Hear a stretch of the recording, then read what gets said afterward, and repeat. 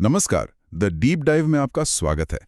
आज हम उस मुगल बादशाह की कहानी की परतें खोलने जा रहे हैं जिसे अपने पिता बाबर से विरासत में एक साम्राज्य तो मिला, लेकिन वो साम्राज्य उसके हाथों से, आप कह सकते हैं, रेत की तरह फिसल गया। हम बात कर रहे हैं हुमायूं की। हाँ, और हमारे पास जो स्रोत हैं वो सिर्फ लड़ाइयों की बात नहीं करते। वो उसकी निजी जिंदगी के उतार चढ़ाव, उसकी मजबूरियां, उसकी गलतियां, इन सब की एक बहुत ही साफ तस्वीर दिखाते हैं। बिल्कुल। तो आज का हमारा मकसद साफ है, ये समझना कि आखिर हुमायूं का शासनकाल दो अलग-अलग हिस्सों में क्यों बट गया। वो कौन सी बड़ी रणनीतिक गलतियां थीं और कौन से धोखे थे जिन्होंने उसे 15 साल तक दिल्ली के तख्त से दूर रखा। और सबसे बड़ा सवाल कि सब कुछ खो देने के बाद भी उसने वापसी कैसे की। और इसी सफर को समझने के लिए एक इतिहासकार लेन पूल की कही बात बड़ी दिलचस्प है। उन्होंने कहा था, हुमायूं जीवन भर लड़खड़ाता रहा और लड़खड़ाते हुए ही मर गया।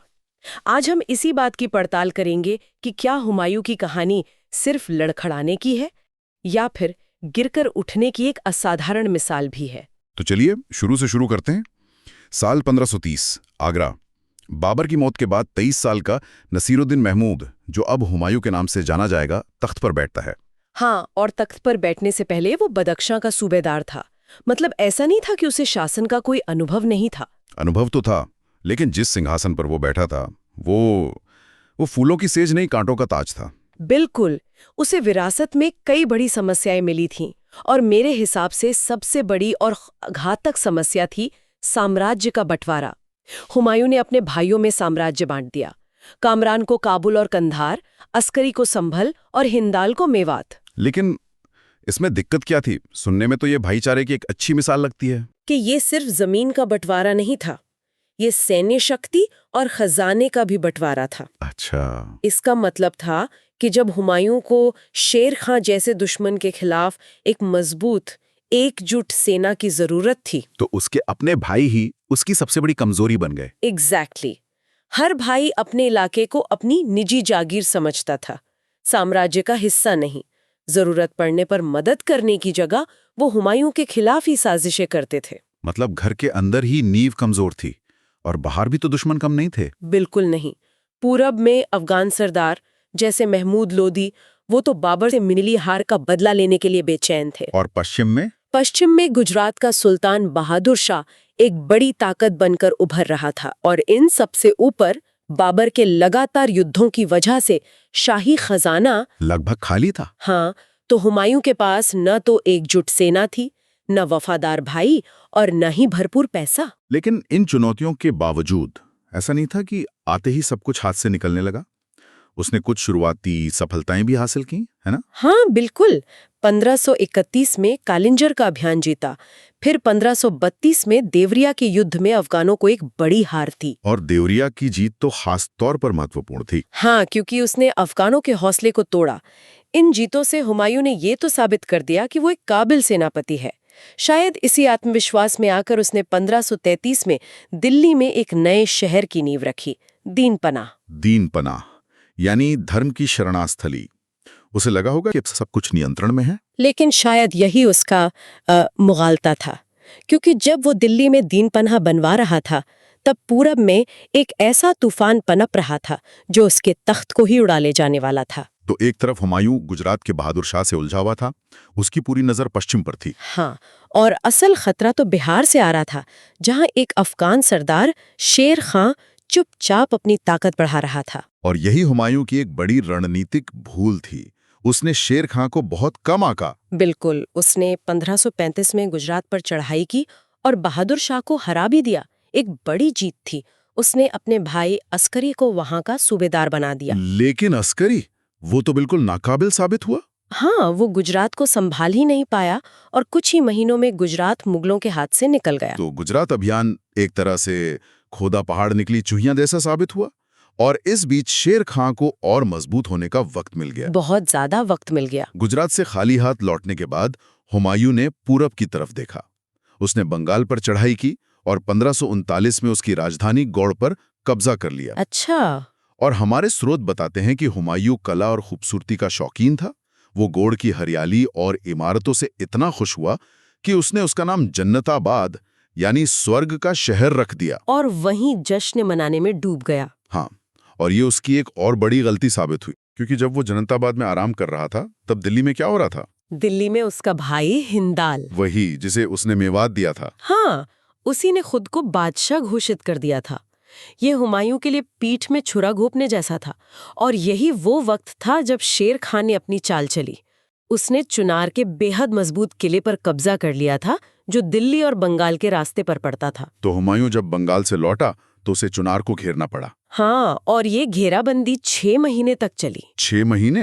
ये देरी तो बहुत भरी पड़ी होगी। ये 6 महीने निर्णायक साबित हुए। हुमायूं सोच रहा था कि वो एक किले को जीत रहा है, लेकिन असल में वो अपना कीमती वक्त, अपनी सेना का मनोबल और रसद सब कुछ गंवा रहा था।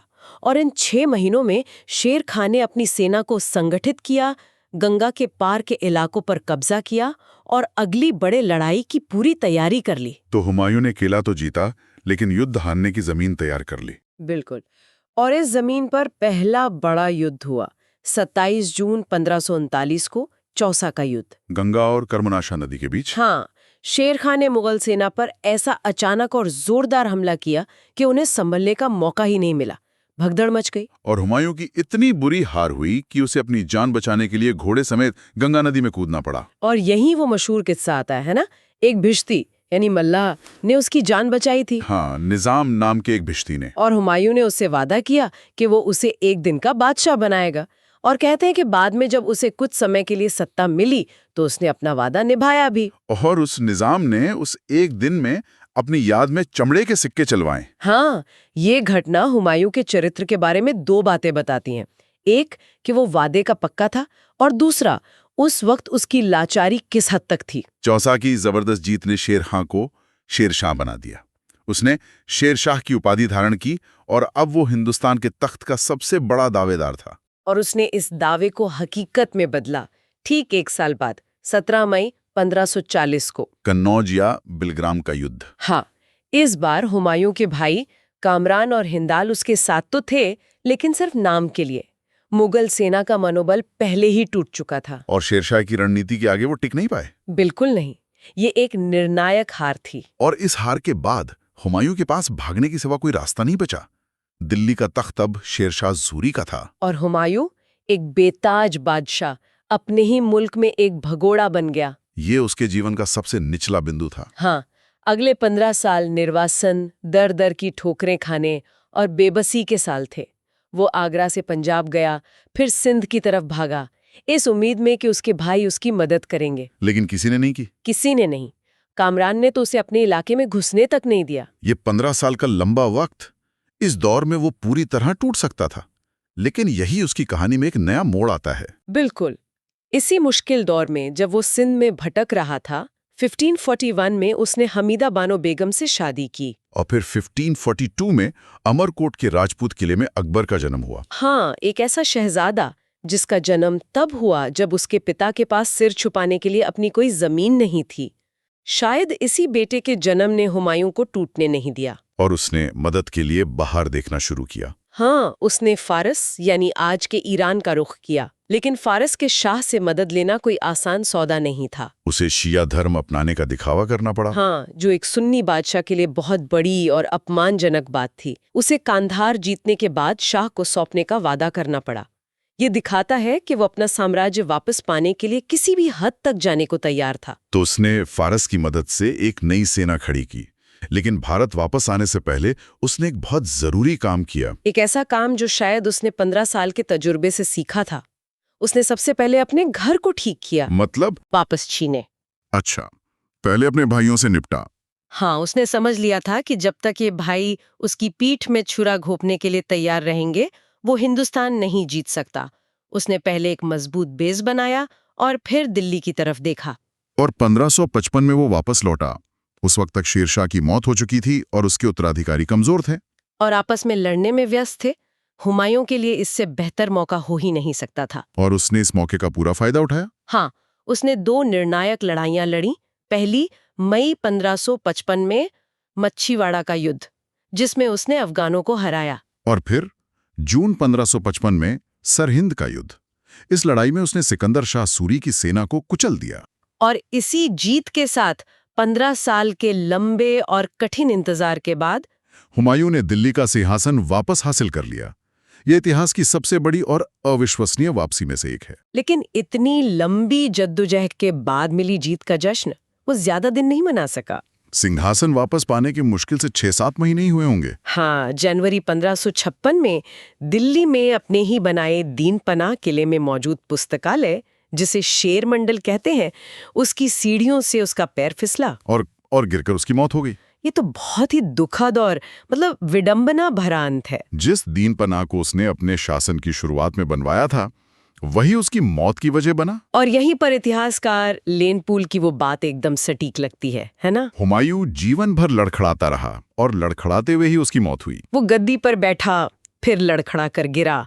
15 साल बाद जब दोबारा संभल कर बैठा तो फिर लड़खड़ा कर हमेशा के लिए गिर गया। लेकिन अब मेरा सवाल यह है कि क्या ये आकलन उसके साथ न्याय करता है?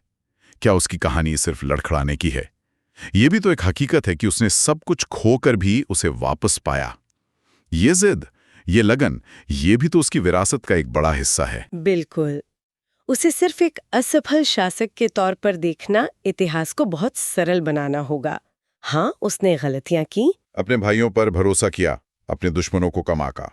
जीत के बाद जश्न में डूब गया, लेकिन उसने अपनी गलतियों से सीखा भी।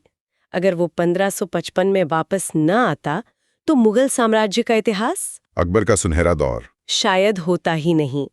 उसकी वापसी ने ही मुगल वंश को भारत में स्थापित किया। और उसकी विरासत सिर्फ लड़ाइयों और राजनीति तक ही नहीं है।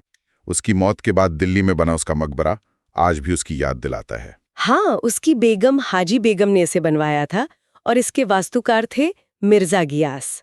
ये मकबरा कई मायनों में बहुत खास है।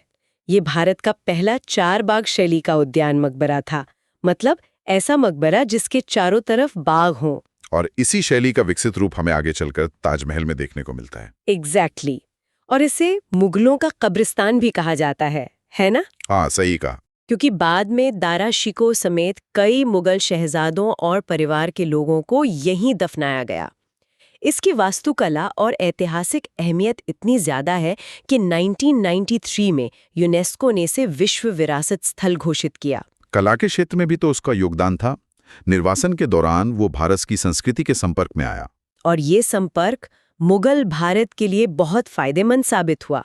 जब वो वापस आया तो अपने साथ मीर सैयद अली और अब्दुस समद जैसे 2 महान फारसी चित्रकारों को भी लाया। और इन्हीं 2 उस्तादों ने भारत में मुगल चित्रकला की नींव रखी। हाँ, जो आगे चलकर जहांगीर के समय में अपनी बुलंदी पर पहुंची।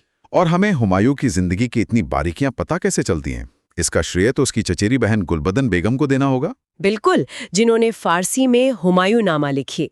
ये सिर्फ एक राजा का इतिहास नहीं, बल्कि उस दौर के मुगल हरम और परिवार की जिंदगी का भी एक अनमोल दस्तावेज है। तो हुमायूं की कहानी एक ऐसे बादशाह की कहानी है जिसने विरासत में मिला ताज खो दिया, 15 साल निर्वासन में काटे, एक ऐसी वापसी की जो लगभग नामुमकिन थी, और फिर एक अजीब सी दुर्घटना में अपनी जान गंवा दी। उसकी जिंदगी कामयाबियों और नाकामियों के बीच एक पेंडुलम की तरह झूलती रही। और ये एक जरूरी सवाल खड़ा करता है, हुमायूं का मकबरा, जिसे मुगलों का कब्रिस्तान कहा जाता है, क्या ये सिर्फ एक खूबसूरत इमारत है या ये उस पूरे वंश की कहानी का प्रतीक है? एक ऐसा वंश जिसकी नींव तो बाबर ने रख दी थी, लेकिन जिसे अस्थिरता के तूफान से निकालकर मजबूती से स्थापित करने का असली संघर्ष हुमायूं को करना पड़ा। और जिसे आखिरकार अकबर ने पूरा किया। शायद ये मकबरा सिर्फ हुमायूं का नहीं, बल्कि मुगल साम्राज्य के उस शुरुआती लड़खड़ाते दौर का स्मारक है।